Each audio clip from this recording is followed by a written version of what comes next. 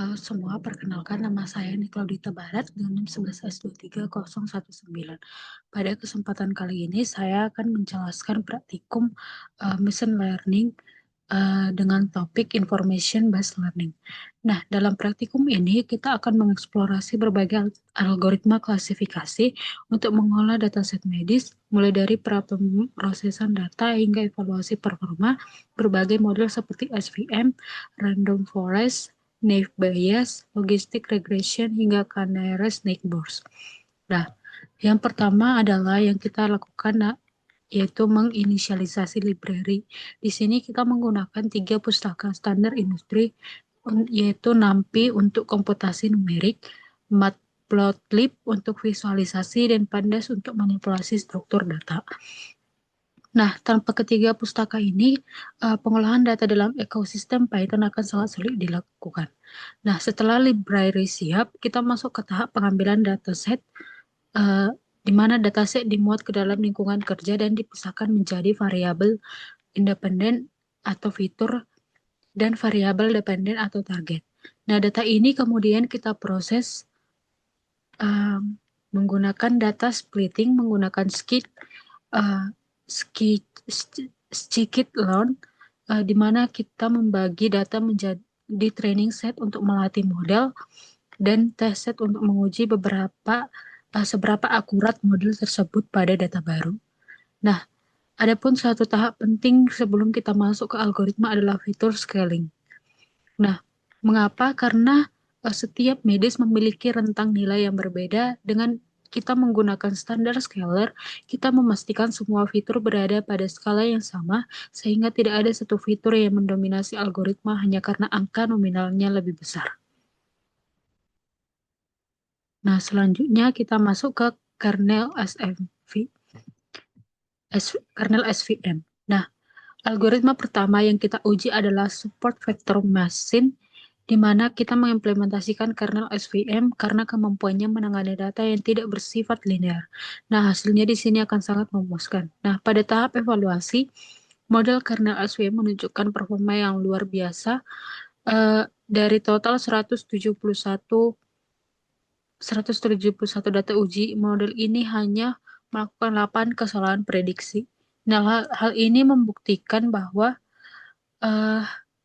penggunaan kernel RBF sangat cocok dengan pola distribusi data medis yang cenderung bersifat radial.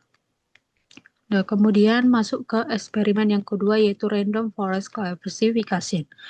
Nah, selanjutnya di sini saya mencoba pendekatan ensemble learning melalui Random Forest. Algoritma ini bekerja dengan membangun banyak pohon keputusan atau decision trees, di mana dalam praktikum ini saya menggunakan N, estimatornya itu sama dengan 10.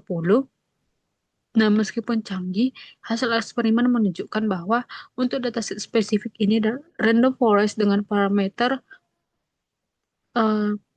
default masih sedikit di bawah performa kernel SVM. Namun, keunggulan random forest ini adalah transparansi. Seperti yang bisa kita lihat bahwa visualisasi pohon keputusan ini, kita bisa melacak aturan, kita bisa melacak kita bisa melacak aturan algoritma bagaimana sistem mengklasifikasikan sel, apakah termasuk kategori jinak atau ke ganas. Kemudian kita masuk ke eksperimen Naive Bayes. Nah,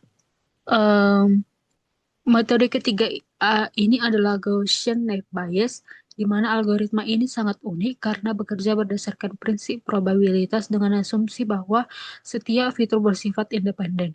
Nah, untuk mempermudah pembacaan hasil, di sini saya menggunakan visualisasi heatmap, di mana heatmap ini memberikan gambaran instan tentang area mana yang berhasil diprediksi dengan benar dan di mana model mengalami kebingungan. Kemudian masuk ke eksperimen yang keempat, itu logistic regression dan analisis probabilitas. Nah, di sini meskipun namanya regresi, ini merupakan alat klasifikasi linear yang sangat fundamental. Di sini saya memvisualisasikan batas keputusan atau decision boundary berdasarkan dua fitur utama, yaitu clump thickness dan uniform probability of cell size. Nah, hal yang paling menarik dari logistic regression ini adalah maximum likelihood estimation, di mana model tidak hanya menebak A atau B, tapi memberikan tingkat kepercayaan dalam bentuk probabilitas melalui fungsi sigmoid. Nah, berdasarkan analisis eh, koefisien ditemukan bahwa eh, Ba- fitur bare nuclei adalah indikator paling kuat dalam mendeteksi keberadaan eh, sel kanker pada dataset ini. Nah, kemudian yang terakhir itu kita menguji K-nearest neighbors-nya. Di sini Candice Nickbox ini merupakan algoritma berbasis jarak. Dan sebelum melatih model, saya juga membuat scatter plot eh, untuk melihat sebaran data terlihat jelas bahwa fitur column thickness di sini dan uniformity of cell size memisahkan kedua kelas dengan cukup baik secara visual.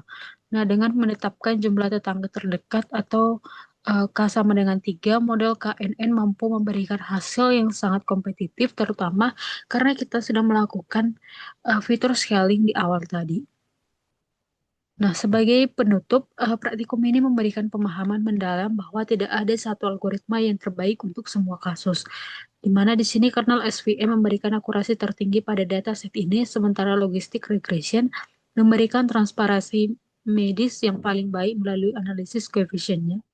Nah, seluruh proses ini mulai dari pembersihan data hingga visualisasi batas keputusan sangat penting bagi seorang calon data scientist untuk memastikan diagnosis medis yang dihasilkan oleh mesin dapat dipertanggungjawabkan secara ilmiah.